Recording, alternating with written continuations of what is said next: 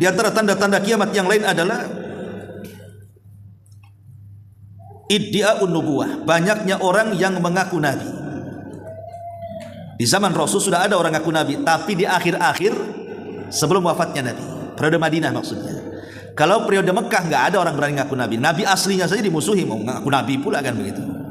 Nabi yang aslinya saja diserang, mau dibunuh, makanya tidak berani orang ngaku nabi periode Mekah itu. Munculnya orang-orang yang ngaku nabi itu setelah Rasul sudah detik-detik mau meninggal.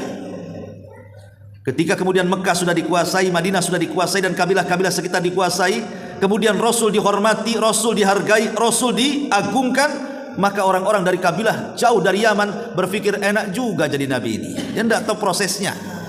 Taunya setelah Mekah dan Madinah dikuasai, orang-orang menghormati nabi, oh pengen juga lah aku jadi nabi. Mulailah di sini bermunculan nabi palsu di akhir-akhir hayat nabi. Muncullah Musailamah al-Kadzdzab dari Yamamah. Muncullah Al-Aswad Al-Ansi dari Yaman. Muncullah Tulaihah. Muncullah Sajah bintul Harith.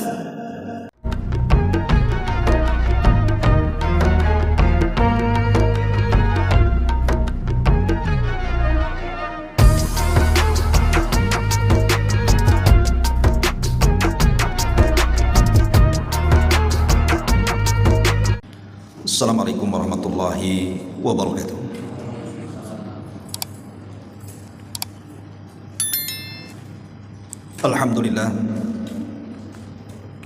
Alhamdulillahilladzi arsala rasulahu bil huda wa dinil haq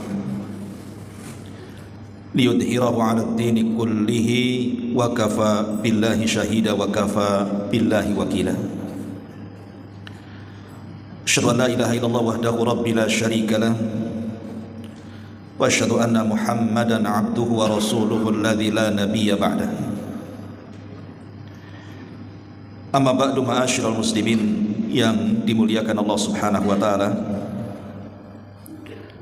Alhamdulillah, di malam hari ini kembali kita bisa dipertemukan di rumah Allah Subhanahu wa taala. Dan pembahasan di malam hari ini kita akan membahas tentang 50 tanda dari tanda-tanda kiamat. Tentu karena pembahasannya banyak poin, tidak semua tanda-tanda yang dijelaskan Nabi SAW kita jabarkan. Jadi kita akan jabarkan secara singkat saja tentang 50 tanda dari tanda-tanda kiamat ini. Hadirin dan hadirat yang dimuliakan Allah Subhanahu wa taala. Di zaman Nabi SAW ada seorang Arab Badui mendatangi Nabi SAW, di mana Arab Badui ini mengatakan, "Ya Rasulullah, mata sa'ah?" Rasul, kira-kira kapan terjadi kiamat? Sontak pertanyaan ini membuat kaget Nabi SAW, sehingga Rasul tidak mau menjawab. Kemudian Arab Badui ini bertanya kembali sampai 3 kali. Baru Nabi SAW mengatakan, "Manis sa'il?" Siapa tadi yang bertanya? Maka kata Arab Badui, "Saya wahai Rasul." Maka Nabi SAW mengatakan kepada Arab Badui ini, "Wa ma a'dadta laha?" Engkau bertanya soal kiamat itu, apa yang kau siapkan untuk menghadapi hari kiamat? Apakah engkau bertanya soal kiamat ini untuk melihat kehancuran yang nyata? Ketika bintang-bintang dijatuhkan, air laut diluapkan, bumi digempakan, langit digulung dan ada pada genggaman Allah Subhanahu wa taala. Ataukah bertanya soal kiamat itu maksudnya apa? Makanya Nabi SAW mengatakan, "Wa ma a'dadta laha?" Kau bertanya dari tadi soal kiamat, kapan kiamat, apa yang kau persiapkan untuk menghadapi kiamat itu? Maka sahabat ini atau Badui ini mengatakan, "La syai'a ya Rasulullah." Tidak ada yang aku siapkan wahai Rasul. "Walakinni uhibbullaha war rasul." Tapi aku sangat cinta kepada Allah dan Rasulnya. Maka Nabi SAW mengatakan, "Idzan anta ma'aman ahbabta." Kalau begitu engkau akan bersama orang yang kau cintai. Dari pertanyaan Arab Badui kepada Nabi SAW ini bisa kita petik faedah bahwa hampir seluruh para nabi dan rasul itu disibukkan oleh umatnya dengan pertanyaan kapan kiamat. Jadi sejak zaman dulu, zaman Nuh alaihi salam, Nuh ditanya oleh kaumnya kapan kiamat. Ibrahim disibukkan dengan kaumnya dengan pertanyaan kapan kiamat. Nabiullah Saleh disibukkan dengan kaumnya dengan pertanyaan kapan kiamat. Nabi Syuaib, Nabi Hud, Nabi Sulaiman dan seluruh para nabi, termasuk Nabi kita Muhammad sallallahu alaihi wasallam, disibukkan dengan pertanyaan kapan kiamat. Dalam riwayat yang lain, dalam hadis yang panjang dari hadis Jibril alaihi salam yang dikenal sebagai induk hadis dan tercantum dalam kitab Arba'in Nawawi, Jibril yang menjelma orang biasa yang datang menemui Nabi sallallahu alaihi wasallam dengan pakaian yang putih, rambut yang hitam, ketika bertanya kepada Rasul sallallahu alaihi wasallam soal Islam, Rasul menjawab.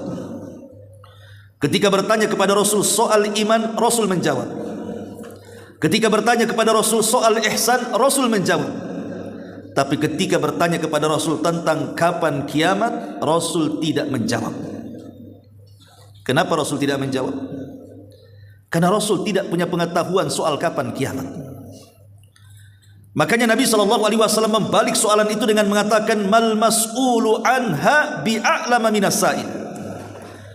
Orang yang ditanya tidak lebih paham dibandingkan orang yang bertanya. Maknanya aku dan engkau wahai Jibril tidak tahu kapan kiamat. Kita harus yakin kiamat. Berfirman di dalam Al-Quranul Karim,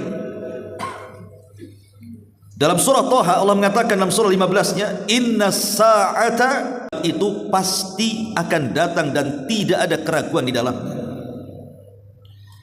Dan Allah juga mengatakan dalam surah Ghafir ayat 59-nya, inna sa'ata la'atiyatun la raiba fiha walakinna aktsaran nasi la yu'minun. Sesungguhnya hari kiamat itu pasti akan datang dan tidak ada keraguan tentangnya.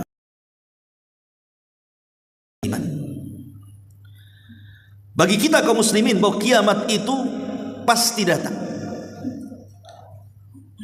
Dan kiamat itu ada dua macam. Ada yang disebut dengan kiamatus sughra, kiamat kecil. Inilah yang Nabi SAW katakan, idza mata ahadukum faqad qamat kiamatuhu. Kalau salah seorang di antara kalian meninggal dunia, maka telah tegak kiamat kepadanya. Dan kiamat kecil ini depan kita, bahkan kita mengurus jenazah orang yang mati. Itu yang jelas-jelas pastinya kematian kan. Tapi kiamat besar yang merupakan kehancuran alam semesta itu belum pasti. Maksudnya kapan terjadinya? Pastinya pasti, tapi kapan terjadinya ini sulit diprediksi. Tapi dengan keadilan Allah Subhanahu wa taala, Allah tidak mengirimkan kiamat besar dengan tanda-tandanya. Inilah yang kita akan bahas tentang tanda-tanda kiamat. Ma'asyiral muslimin yang dimuliakan Allah Azza wa Jalla, ada dua tanda yang disebutkan para ulama. Pertama, tanda-tanda tentu akan berbeda antara dua tanda ini. Kalau tanda-tanda kiamat kecil ini terkadang muncul, lama lagi kemudian tenggelam, nanti muncul lagi, lama lagi kemudian tenggelam, dan begitu seterusnya. Tapi kalau tanda-tanda kiamat besar ini sekali muncul tidak mungkin bisa dihalangi. Muncul satu, hilang, datang yang lainnya. Hilang satu, muncul, datang yang lainnya, sampai kiamat dibangkitkan. Baik, kita akan membahas tentang tanda-tanda alamat kecil dulu. Para ulama membagi tanda-tanda kiamat kecil itu ada tiga. Yang pertama, zahara wanqadha, sudah muncul dan berlalu dan tidak mungkin terulang. Jadi ada tanda-tanda kiamat kecil sudah muncul dan berlalu sesuai yang dihabarkan Rasul, tapi tidak mungkin ada pengulangan. Contohnya umpamanya diutusnya Nabi sallallahu alaihi wasallam, wafatnya Nabi sallallahu alaihi wasallam, wafatnya para sahabat Nabi sallallahu alaihi wasallam. Ini tanda-tanda kiamat kecil. Apakah akan terulang diutusnya Rasul? Tidak, mustahil, karena Nabi kita adalah Nabi akhiruz zaman. Artinya umatnya juga umat akhir zaman, dan tidak ada nabi setelah Nabi SAW muncul dan telah pergi kemunculannya dan tidak akan terulang.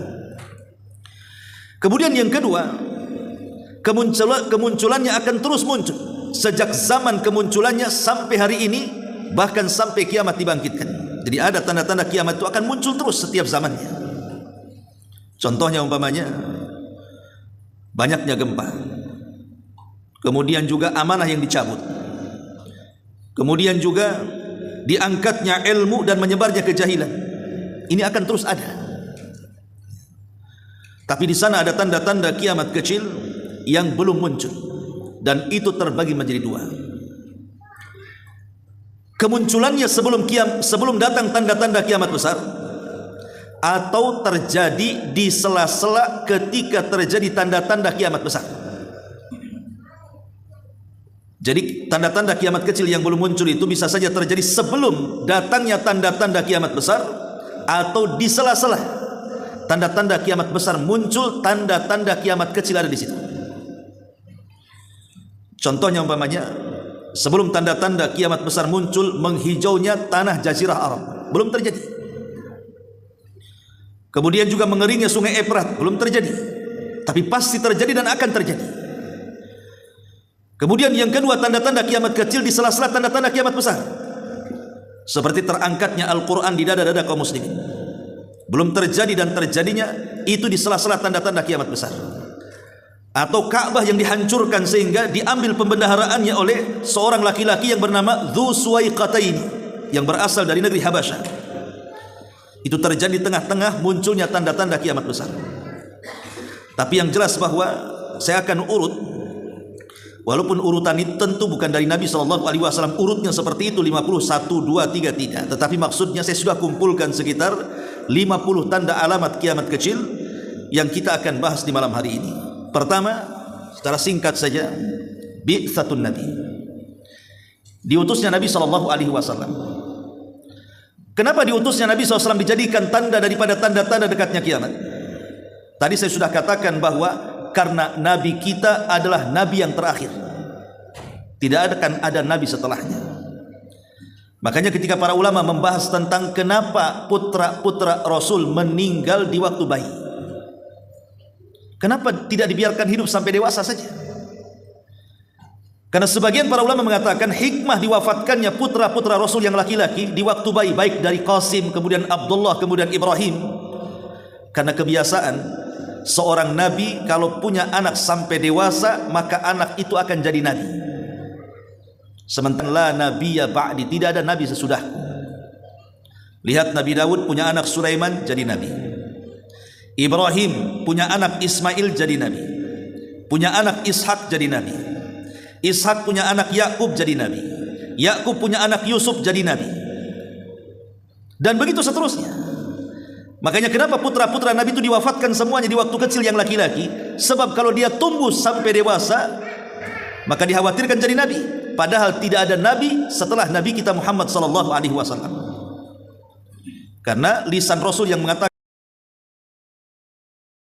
artinya umatnya juga tidak ada umat setelah umat Nabi SAW. Berarti kita berada di akhir zaman. Yang kedua, insyiqaqul qamar, terbelahnya bulan menjadi dua. Di zaman para sahabat atau di zaman Nabi SAW, orang-orang musyrik ini mendatangi Nabi SAW dan berjanji akan beriman kalau Rasul menampakkan mukjizatnya. Akhirnya Rasul bertanya, apa yang kalian kehendaki? Tiba-tiba di luar dugaan mereka meminta perkara yang aneh, di mana Rasul diminta untuk membelah bulan menjadi dua. Tetapi Rasul tidak menyangkalnya. Rasul berdoa kepada Allah Subhanahu wa taala dan Allah kabulkan. Kemudian Rasul disuruh oleh Allah mengisyaratkan dengan jarinya ke bulan. Tiba-tiba betul-betul bulan itu terbelah jadi dua. Yang belahannya tetap di atas, yang potongannya ke bawah, persis di atas bukit Abi Kubais. Dan semua melihatnya. Tetapi karena orang-orang musyrik ini selalu buat perkara, mulailah mereka menyangka bahwa Rasul sedang memainkan sihir. Kalau begitu tunggu mereka melihat bulan terbelah dua dari arah Syam, ataukah cukup kami saja di sini? Kalau cukup kami saja yang melihat, berarti ini sihir yang dimainkan Muhammad. Tapi kalau memang mereka juga melihat, ini benar-benar mukjizat. Setelah kemudian menunggu orang-orang Syam datang, setelah datang mereka bertanya, apakah di hari itu engkau melihat bulan terbelah? Kata para kafilah dagang, mereka mengatakan, ya, kami melihat bulan terbelah. Pertanyaannya, apakah mereka beriman? Tidak. Orang-orang kafir tidak beriman, padahal mereka janji akan beriman, kan? Justru mereka menganggap Rasul itu sahir, tukang sihir. Dari sini Allah turunkan, iqtarabatis sa'atu wan syaqqal qamar. Telah dekat hari kiamat dengan terbelahnya bulan menjadi dua. Kemudian yang ketiga, wafatun Nabi sallallahu alaihi wasallam. Wafatnya Nabi. Itu menjadi tanda dari dekatnya hari kiamat. Termasuk wafatnya para sahabat Nabi sallallahu alaihi wasallam juga termasuk tanda dari tanda-tanda dekatnya hari kiamat. Termasuk tahrir Baitul Maqdis, pembebasan Baitul Maqdis. Dan ini pernah terjadi di zaman siapa? Di zaman Umar. Di zaman Umar bin Khattab menjadi khalifah, pasukan kaum muslim berhasil mencengkeram Persia dan menaklukkan Baitul Maqdis ke tangan kaum muslim. Dan kala itu Baitul Maqdis yang memegang bukan Yahudi, tapi Nasrani. Ya, Rasul berhasil menghancurkan imperium Nasrani yang menguasai Baitul Maqdis, karena ketika itu Baitul Maqdis dikuasai oleh Romawi. Maka kemudian Umar pun berhasil merebutnya. Dan itu sejarah. Ya, Umar berhasil merebut Baitul Maqdis tanpa ada peperangan. Jadi mereka mengalah dan menyerah, kemudian akan memberikan kunci Baitul Maqdis dengan syarat yang mengambil kunci itu harus orang yang tercantum dalam Taurat, ciri-cirinya. Banyak para sahabat yang kemudian datang hendak mengambilnya, tapi ditolaknya semuanya karena tidak ada ciri-cirinya. Tapi ketika Umar bin Khattab radhiyallahu an datang dari kota Madinah menuju Palestina, tiba-tiba orang-orang mengatakan ciri-cirinya persis seperti yang dalam kitab kami. Makanya kemudian mereka memberikan kunci itu kepada Umar ibn Khattab radhiyallahu an. Sejak itu Baitul Maqdis di tangan kaum muslimin. Walaupun belakangan dikuasai lagi orang-orang Nasrani dan direbut oleh Salahuddin Al-Ayyubi. Kemudian Baitul Maqdis tumbang lagi dan sampai hari ini dikuasai orang-orang Yahudi. Tentu karena permainan Inggris dan Amerika saat perang dunia pertama dan dunia kedua. Intinya bahwa ketika terbebaskannya Baitul Maqdis di tangan kaum muslimin, walaupun kemudian terkadang bebas, terkadang dicengkram, terkadang bebas, kemudian dicengkram lagi oleh musuhnya, itu sebagai tanda dari tanda-tanda kiamat. Kemudian juga mutan. Mutan itu kematian mendadak dengan jumlah yang banyak. Itu pernah terjadi di zaman Umar bin Khattab radhiyallahu anhu saat meruntuhkan Persia. Ada satu kota namanya Amwas. Tiba-tiba di kota namanya Amwas itulah terjadi wabah yang disebut dengan taun. Satu kota meninggal dunia, ratusan para sahabat meninggal karena wabah. Bukan sahabat biasa, sahabat mulia-mulia. Mu'adz bin Jabal, satu keluarga mati dengan wabah. Coba bayangkan, Mu'adz bin Jabal, Abu Ubaidah ibnul Jarrah, itu sahabat-sahabat mulia meninggal karena wabah. Tetapi Nabi SAW pernah mengatakan, kalau taun itu menimpa umat terdahulu, maka itu dijadikan azab oleh Allah Azza wa Jalla. Tapi kalau taun menimpa kaum muslimin, maka itu bagian daripada rahmat. Siapa yang meninggal karena taun dianggap syahid. Sehingga kemarin waktu corona, terjadi corona sehingga banyak yang meninggal dari kaum muslimin. Apakah bisa dikiaskan dengan taun ataukah tidak? Banyak para ulama yang berbicara soal ini. Ada yang mengatakan bahwa corona tidak sama dengan taun, ada yang mengatakan sama dengan taun, wallahu a'lam. Tapi yang jelas bahwa kalau seandainya ada orang yang beriman, taat kepada Allah, memiliki akidah lurus, kemudian dia meninggal karena terserang taun, kita hanya berdoa mudah-mudahan mati syahid. Karena tidak boleh kita ini menjazam, mengklaim orang itu mati syahid kecuali ada dalilnya. Di mana Rasul mentakyin seseorang yang tidak ditakyin, jangan ditakyin, cukup kita katakan mudah-mudahan. Begitu bahasanya. Ma'asyiral muslimin yang dimuliakan Allah Azza wa Jalla. Jadi mutan ini kematian mendadak dengan jumlah yang besar. Itu terjadi di zaman Umar bin Khattab. Ribuan bahkan puluhan ribu nyawa di kota Amwas. Makanya taunnya disebut taun Amwas. Kemudian juga munculnya berbagai macam fitnah. Maksudnya fitnah ini adalah peperangan dalam Islam. Di antaranya adalah fitnah yang menimpa kaum muslimin di zaman itu. Pertama, terjadinya perang Jamal. Yang kedua, terjadinya perang Siffin. Yang ketiga, munculnya kaum Khawarij. Dan fitnah perkataan bahwa Al-Quran adalah makhluk. Ketika zaman Umar bin Khattab radhiyallahu anhu, Umar mengumpulkan para sahabat, kemudian bertanya soal fitnah. Di tengah-tengah para sahabat itu ada Hudzaifah bin Yaman.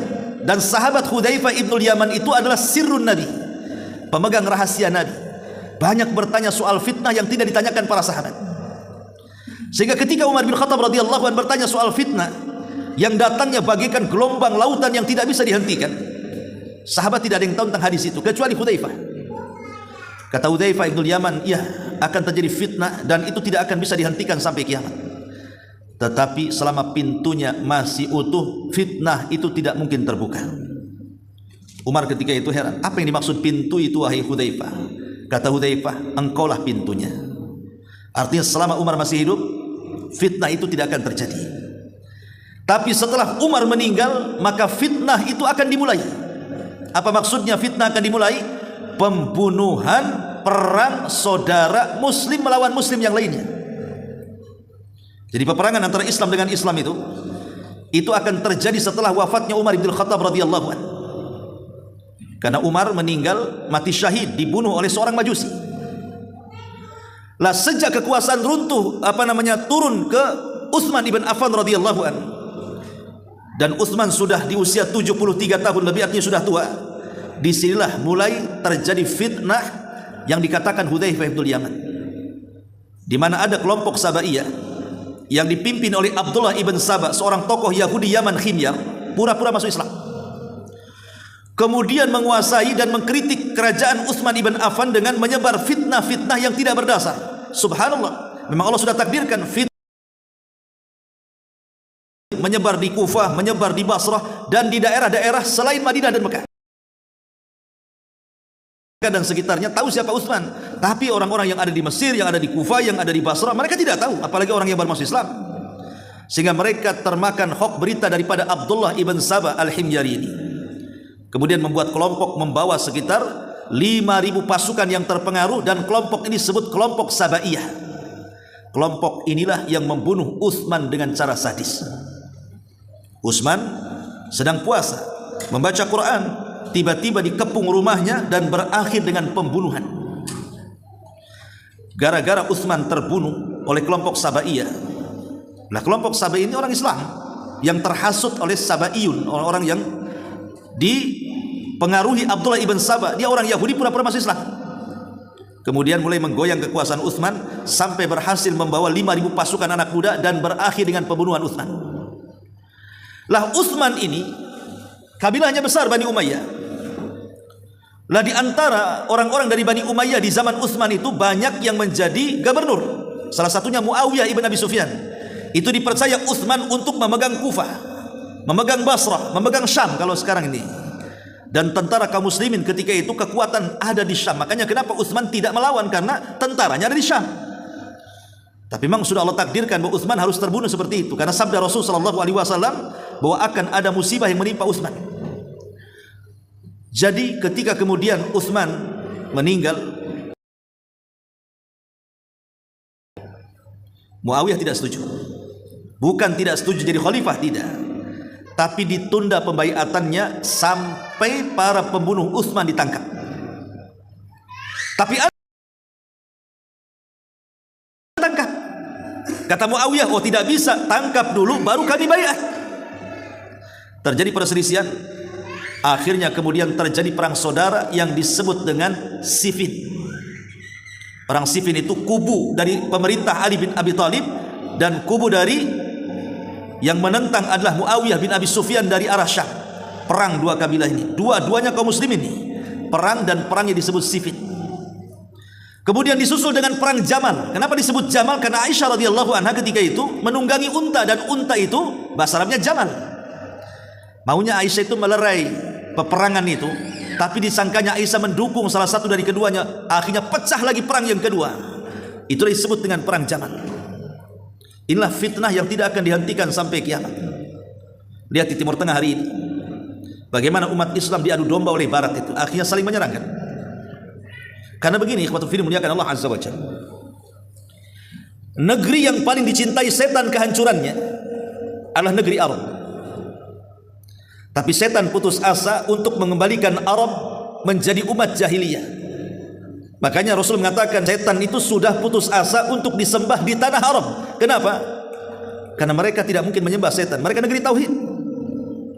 Sejak negeri itu berdiri, negeri Islam di zaman Rasul sampai hari ini, namanya Jazirah Arab, itu negeri tauhid. Setan tidak bisa lagi seperti di masa-masa jahiliyah disembah. Maka setan putus asa. Tapi setan punya senjata yang lainnya. Gak apa-apa aku tidak disembah lagi negeri Arab, katanya. Kenapa negeri Arab coba?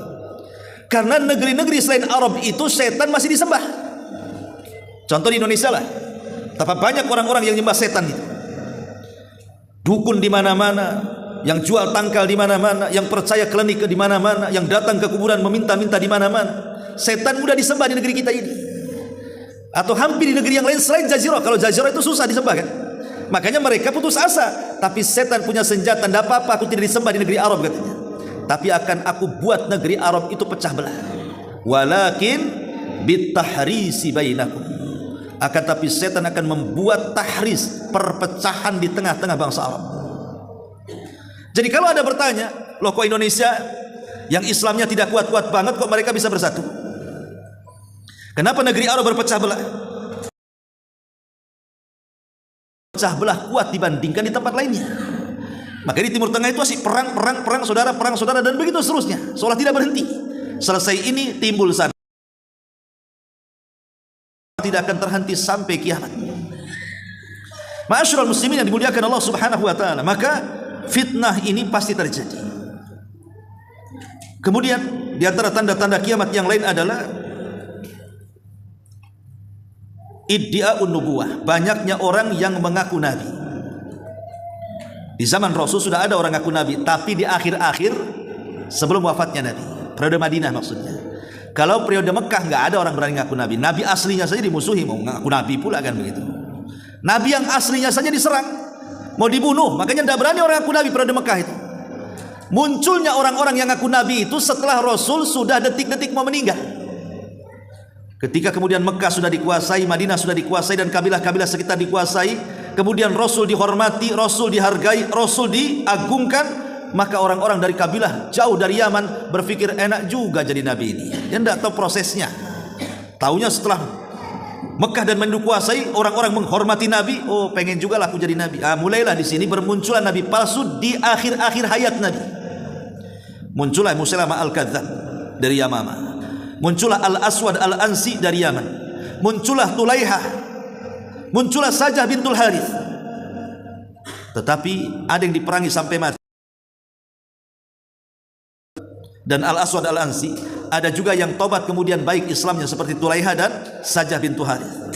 Tapi kata Rasulullah, orang-orang yang ngaku nabi itu akan senantiasa ada. Akan senantiasa ada. Dajjaluna kadzabun, dajjal pendusta mengaku nabi itu akan senantiasa ada. Saya pikir orang Timur Tengah saja yang ngaku nabi, orang berhidung pesek saja ngaku nabi. Indonesia kan banyak orang ngaku nabi kan. Mulai dulu di Jawa Barat ada Cecep ngaku nabi, syahadatnya asyhadu anna Cecep Rasulullah. Ahmad Musaddiq ngaku nabi, asyhadu an la ilaha illallah wa anna Ahmad Musaddiq Rasulullah, katanya. Banyak orang ngaku nabi kan di negeri kita ini. Tapi sebagaimana pepatah Arab, likulli saqitin laqit, setiap ada benda yang jatuh ada yang mungut. Seolah-olah sesesat apapun ajaran orang yang diajarkan di Indonesia ini, pasti ada pengikutnya sedikit atau banyak. Baik pengikutnya di alam nyata atau di alam gaib seperti netizen ya. Pokoknya di negeri kita ini sesesat apapun mesti ada pengikutnya. Masyaallah muslimin yang dimuliakan, itu menunjukkan keroposnya akidah tuh. Tapi orang yang ngaku nabi itu akan senantiasa ada, dan ini tanda-tanda kiamat. Kemudian juga zuhurul khawarij, munculnya khawarij. Kan paham terorisme dalam Islam. Dan itu terjadi sejak khilafah Ali radhiyallahu anhu. Jadi munculnya orang Khawarij itu di zaman kekhalifahan Ali. Karena cikal bakalnya dari pasukan Ali. Sekitar 12.000 orang keluar dari pasukan Ali karena merasa peperangan melawan Muawiyah tiba-tiba dihentikan dan didamaikan. Jadi orang-orang Khawarij ini, buat apa wahai Ali kau memerangi Muawiyah? Kalau mereka memang kafir, kenapa kita tidak habis-habisan saja perang? Kalau mereka muslim, kenapa kita menyerang muslim? Akhirnya mereka keluar. Tetapi Abdullah bin Abbas meminta izin kepada Ali untuk menyadarkan mereka. Akhirnya disadarkan, tinggal beberapa ribu. Itulah yang menjadi cikal bakal Khawarij sejak zaman itu sampai hari ini. Bahkan sampai kelak di akhir zaman sisa-sisa Khawarij mengikuti Dajjal. Lalu apa firqah Khawarij itu? Secara pemahaman, satu, mereka pemahamannya takfir, suka mengkafir kafirkan di luar kelompoknya. Berawal dengan takfir, mulailah kemudian mereka melakukan pembunuhan atas nama kafir. Lihat para teroris hari ini, mereka menganggap negara kita ini negara togut. Kenapa? Karena tidak berhukum dengan hukum Allah, sehingga negaranya negara togut. Berarti presidennya togut, menteri-menterinya togut, polisi dan tentaranya togut. Maka siapa yang mati membela mereka mati di atas togut, katanya.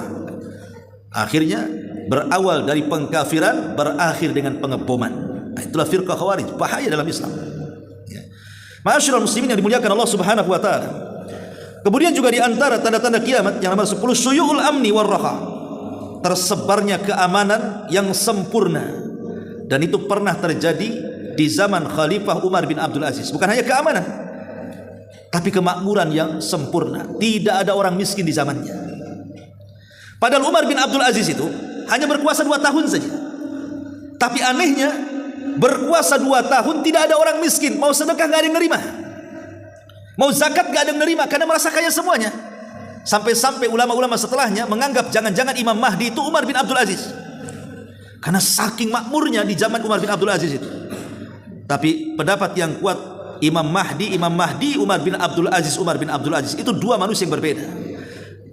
Boleh jadi mungkin maksudnya Umar bin Abdul Aziz disangka Imam Mahdi itu karena ketika berkuasa dipenuhi dengan keadilan, tidak ada pajak yang ada zakat.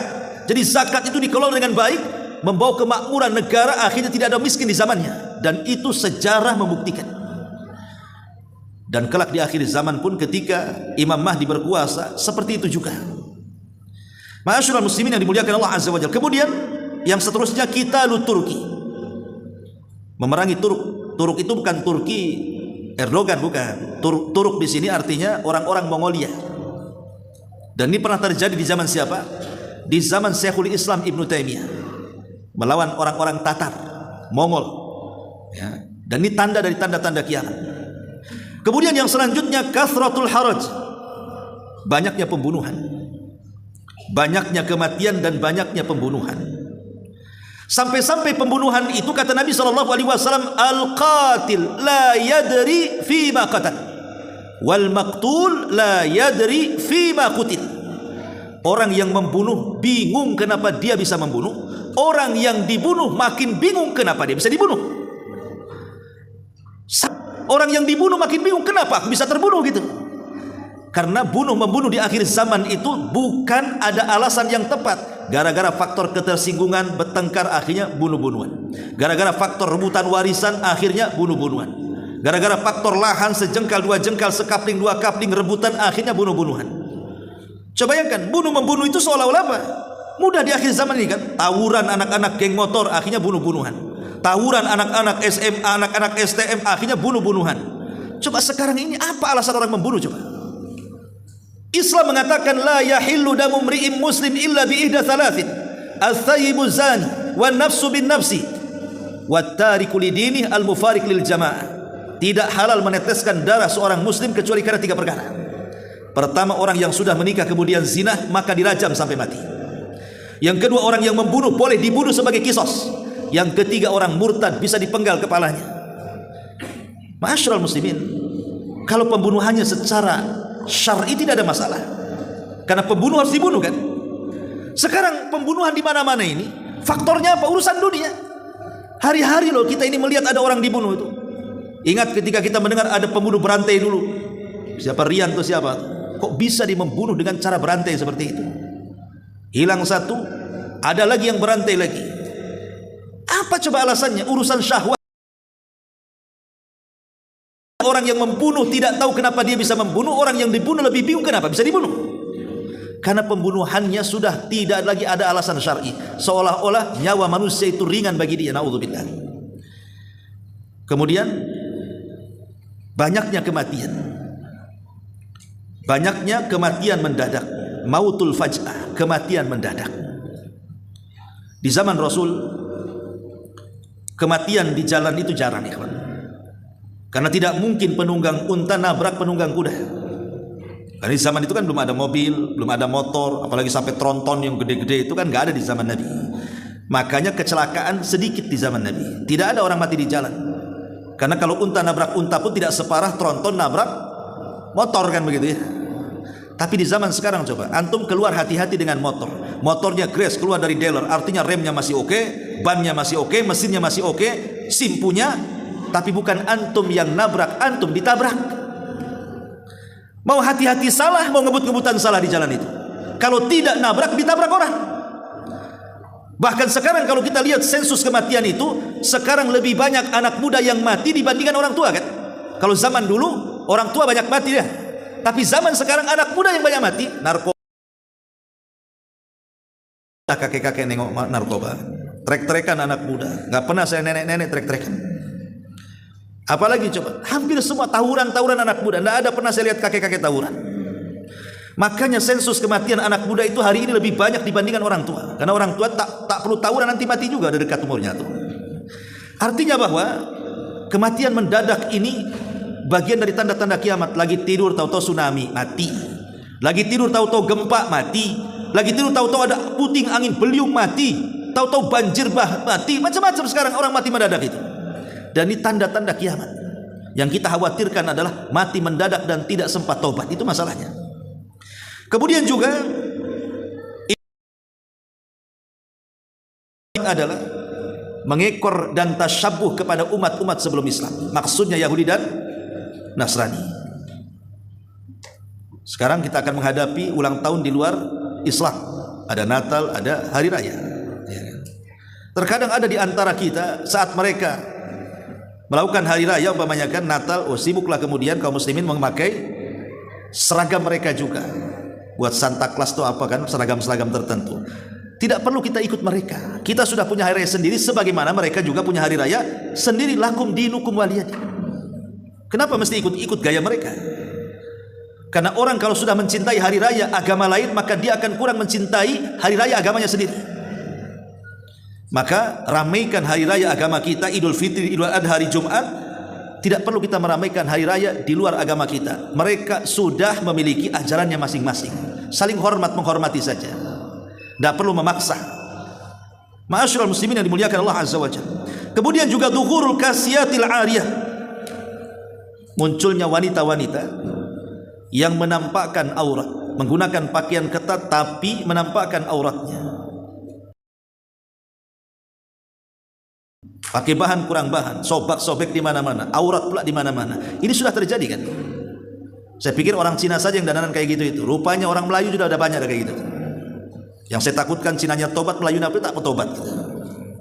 Jadi ini terjadi di negeri kita kan?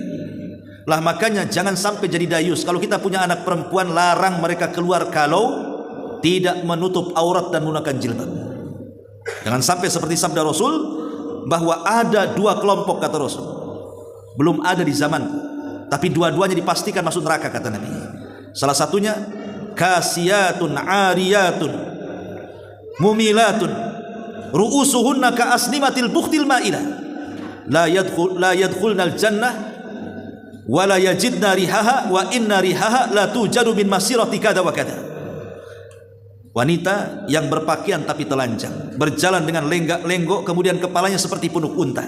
Mereka tidak akan masuk surga, bahkan mencium bau surga pun tidak, padahal bau surga tercium jarak sekian dan sekian, kata Rasul. Dan ini sudah ada ya. Kemudian taksisus salam, mengucapkan salam ke paling dikenal saja. Dan ini sudah terjadi kan? Antum kalau ketemu sesama jemaah 1 kilo udah melambai-lambai, assalamualaikum, tah dengar tah enggak. Tapi nampak giliran bukan jemaah kita, bukan pengajian kita, orang lain padahal jelas-jelas dia pakai peci, pakai sarung, tidak mungkin dia Kristen. Kita katakan assalamualaikum. Ustaz nggak kenal, tidak apa-apa. Karena mengucapkan salam itu ucapkan ke yang dikenal dan ucapkan ke yang tidak dikenal. Karena ucapan salam itu doa. Kalau kita mengatakan assalamualaikum, semoga Allah berikan keselamatan kepadamu, maka dia akan mendoakan balik waalaikumsalam warahmatullah. Semoga keselamatan juga diberikan kepadamu dan juga rahmat Allah kepadamu. Kalau dia mengucapkan assalamualaikum warahmatullah, maka kita sempurnakan waalaikumsalam warahmatullah wabarakatuh. Kita berikan doa terbaik dengan berkah, rahmat dan selamat. Inilah yang dihajatkan kita kan. Kita selamat dunia akhirat, kita dapat rahmat dan kita dapat berkah. Bahkan Ibnu Umar radhiyallahu anhu sengaja setiap hari kalau dia tidak ada kerjaan dan tidak ada kesibukan dan tidak sedang safar, itu datang ke pasar hanya menyalami seluruh pedagang dan pembeli yang ada di pasar. Assalamualaikum, waalaikumsalam, assalamualaikum, assalamualaikum, assalamualaikum. Bayangkan kalau satu pasar itu 200 orang, berarti dia mengucapkan assalamualaikum 200 kali itu. Coba antum praktekkan di pasar sini. Kira-kira pandangan orang pasar ke antum seperti apa? Tiap hari masuk pasar, tidak beli, mengucapkan salam saja. Nggak mau beli, cik, tak, salam saja, assalamualaikum. Nanti gitu juga, terus nanti besok itu lagi.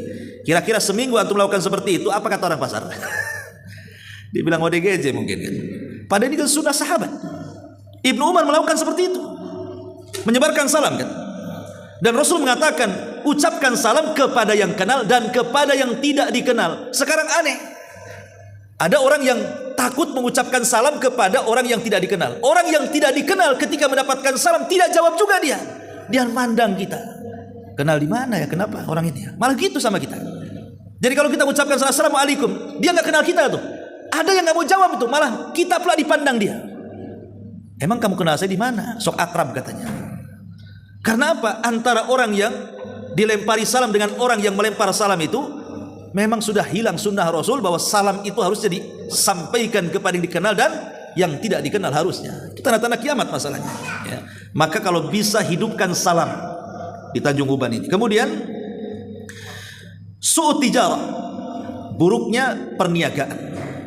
Betapa banyak orang-orang yang mengurang-urang takaran, mengurang-urang timbangan, mengurang-urang meteran dan juga curang dalam dagang. Maka Allah mengatakan wailul lil mutaffifin, celaka bagi orang-orang yang mengurang-urang takaran. Kalimat wail dalam surah Al-Mutaffifin itu wailun lil mutaffifin. Neraka wel itu sebuah nama lembah di dalam jahanam. Disebut wel dalam bahasa Arab. Kok bisa orang yang mengurang-urang takaran dalam jualan kok terancam dengan lembah di mana jahanam dukuh umpamanya. Antum beli 1 kilo, kemudian saya kurangi 5 butir, kurangi begitu. Pertanyaannya, yang 5 butir kalau kita makan kenyang atau tidak? Tidak kenyang. Tapi kenapa diancam dengan wel, lembah jahanam? Begini ikhwan, karena yang namanya pedagang dengan pembeli terkadang tidak saling kenal. Boleh jadi pedagang dan pembeli itu mereka anak yatim, mereka orang miskin, mereka orang-orang yang tidak memiliki harta banyak. Sehingga ketika membeli kemudian kita kurang-kurangi takarannya, berarti kita mengambil hak orang miskin, mengambil hak anak yatim, mengambil hak orang lain. Makanya kenapa pedas sekali Allah mengatakan wailun lil mutaffifin, neraka wel bagi orang-orang yang suka mengurang-urang takaran dan timbangan. Dan itu su'ut tijarah, bagian daripada tanda-tanda kiamat. Kemudian musyarakatul mar'ati fit tijarah. Musyarakatul sudah selesai Isya ya. Baik, kita lanjutkan pada Isya. Enggak apa-apa. Boleh. Siap. Lanjut pada Isya atau azan lanjut? Habis Isya saja. Siap. Baik. Subhanallah.